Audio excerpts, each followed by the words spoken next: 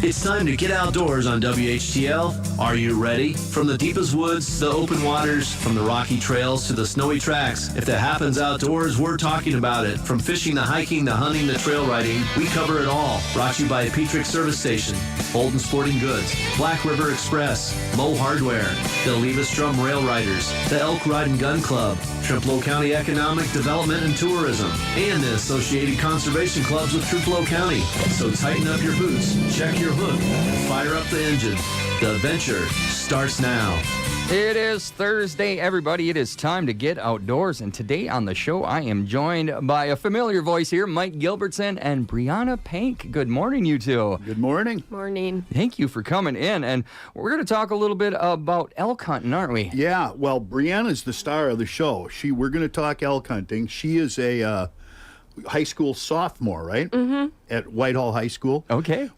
What does that make you, 15? 16? 16. 16? Okay. Wow, I'm 50 years older than that, by the way. And we're going to talk elk hunting. But before we do, I just had a couple of history notes here for people who aren't familiar with this, because elk hunting is still really new to Wisconsin. Yes, it is. Elk were reintroduced in Wisconsin in 1995.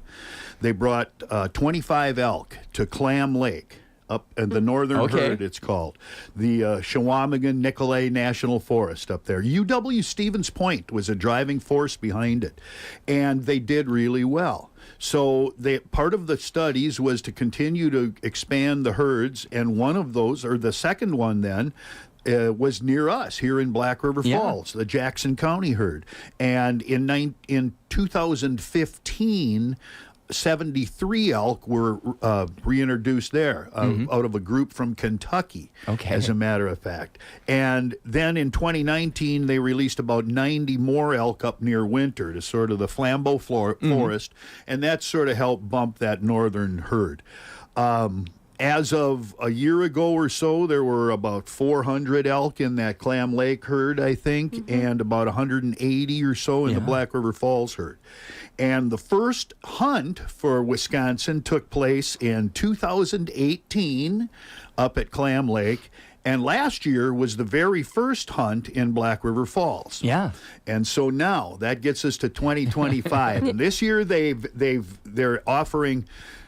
Actually, the Black River Falls herd has done really well. Yeah. And so they have 9 tags out for that, I believe. Yep.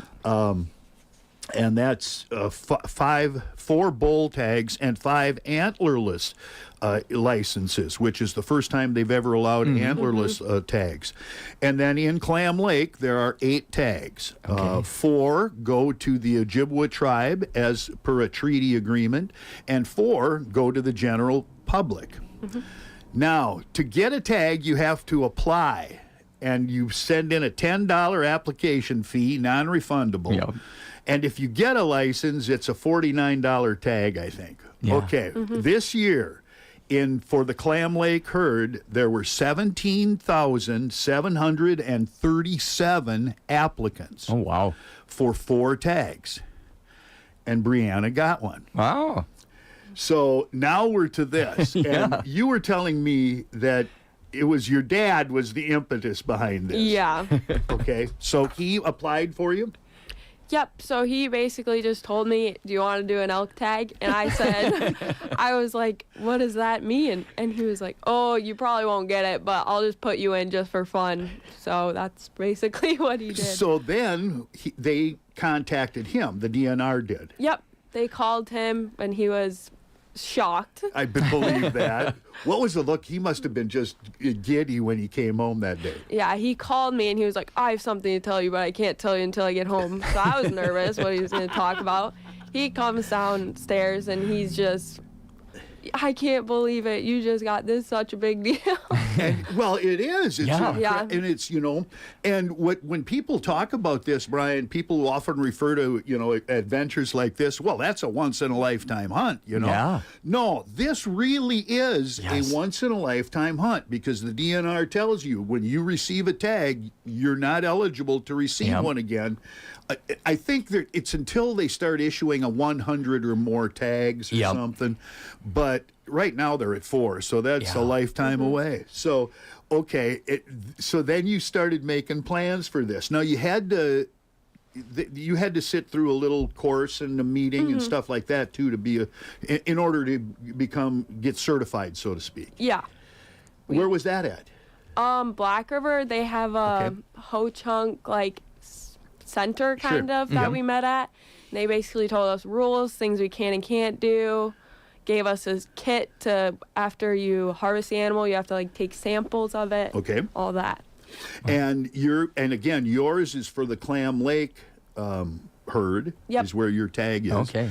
So your dad and you have been up there a little bit off and on now this fall. Yeah, we went up last weekend, didn't see a whole lot, but we'll probably go up this weekend again. And then they've just been scouting everywhere for like the past couple months. Right.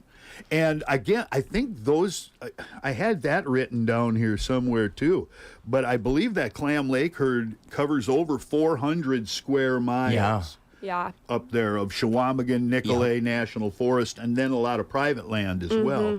But I mean, so they're on the move, and they're not quite as easy to track down as they sound. What's it like up there? I mean, it's not an easy hike sometimes. No, the trails they have like public trails on the public land that we go. They're actually pretty nice and well kept. Okay.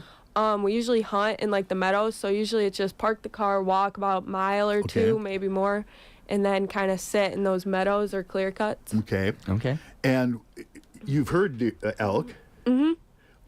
What was it like hearing one the first time? It was super cool. Well, at first we heard one get spooked and start running away, and it was crazy. And then we hear them play in the water, which is funny, and yeah, they're really interesting. Yeah, and they make such a great sound. Oh, that bugle of theirs is just, if you've never heard it before, it's kind of creepy. Right, yeah, it is almost eerie, yes. Yeah. We were talking, the season up there goes through our gun season here in the state, right? It goes until November 16th, kind of stops during gun season, and then continues after for about a week. Okay. We were also talking, I know you're a hunter, and things. What are you using? What weapon are you using? What are you using for a rifle? I am using a 7mm08 right now. Okay. Oh, wow. But it's a little bit small. You could use bigger, but it's kind of fine. Yeah. And you're trying to get these elk to within how far? The goal is like 80 yards under, but they're really nothing we've seen has been over like 90. Okay. Yeah. Okay. And you're allowed to take a crew with you, a posse. I don't know what to call them. You've got a couple fellas, friends of the family and stuff that are coming up to help pack mule and scout a little bit, things like that. Yeah, we have a bunch of people. My dad's friends are coming, a bunch of families coming, and yeah, they're really excited about it. So no pressure on you, right? No. Well, no pressure.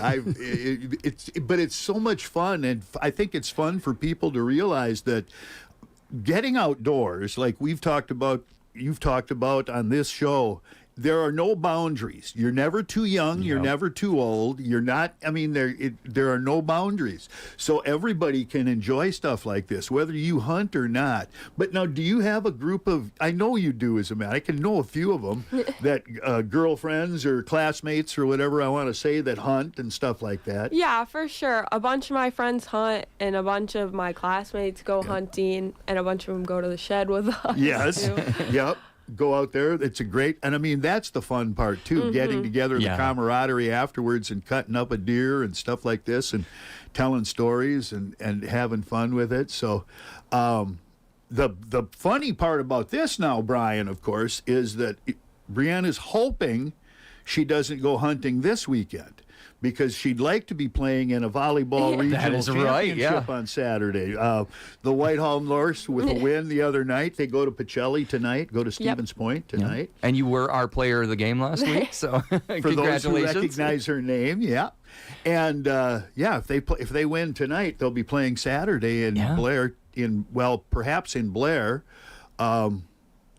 And again, so maybe you might not get up there too much this weekend, but but then again, as she said, a couple of weeks and then some more after that. The most important question I have on this is, Are your brothers jealous? I think Ian for sure definitely is. He says he's not, but every time we go out, he comes with, and he's always there. But For people who don't know, Bree has 2 older brothers. Oh, no. And they like doing stuff outdoors and getting out and stuff too. And so I can imagine, there are a lot of us that are jealous. If that's the way to put it. But no kidding. yeah, I just think it's a great story. Hopefully, maybe in like 3 weeks, where she can come in with pictures of what she I harvested. hope so. Yeah, let's hope so. How do you guys find land up by Clam Lake? Do you know people up there? Is there a lot of public hunting? There's a lot of public land up there. I think like over 70% is public land, but we have asked around. Like, we have permission to hunt on private land just by going to people's doors and asking. Yeah. But usually they're pretty excited to let us hunt there. So. Yeah. I think it's kind of neat for the residents up there, too, in the sense that there are only 4 tags or 8 tags, but I mean, it's not like this is overly pressured. And so, I mean, again, to be a part of, for the residents there to be a part of the hunt, I think that would be kind of fun, too, you know? Yeah, and we had talked to a guy, and he says, we have over 100 last year that came and gone on our land, so.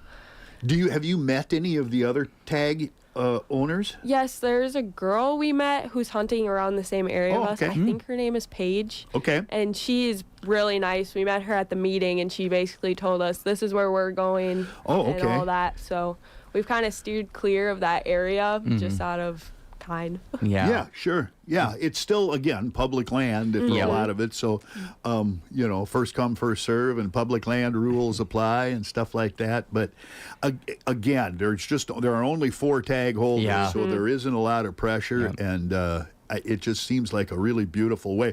Plus, I mean, the leaves are turning up there. It's got to be really nice. It's really pretty, Well, again, thanks for having her in. No, that's great. For me being a part of that, I just think, like I said, I thought it was a really neat story. And yeah, I know a little bit about the elk in the Jackson County, being on land conservation on the county board, and they were saying it sounds like more license should open up pretty soon because the herd is pretty much 50-50. Yeah, is that right? So they're saying that's why they're going to give some more tags for does and things like that. That one has really, the Jackson County herd grew. Some people like it. Some landowners aren't really happy, but they'll be happy for you to come hunt if you get a tag. There you go, yeah. Yep. Yeah, so was there anything else you guys want to cover before we get going today? I don't know. I don't think so. Anyone you want to say a shout out to before you go? Probably my dad. Probably. You better. I was in touch. He was kind of bumming. He was hoping to come in this morning. Yeah. He's probably the one who's done most of the work and all that. So yeah, no, he's an avid hunter and outdoorsman, and he's top level. So you have a great mentor there. Yeah. Well, and I think after the hunt's all over, even if you don't get anything, we're hoping you do, knock on wood. But even if you don't, I think we should have you 3 back in and talk about it. Yeah, sounds good. That would be great. Thank you so much for joining me. Thank you. Yeah, we are going to get back into the music right after this short break. Start your day with the good stuff. All right, make it extra large, 2 sugars, lots of cream. Coffee with Brian. Somebody said something about coffee. Brewing up music and more. Coffee drinker, huh? Every weekday morning from 6 to 9 on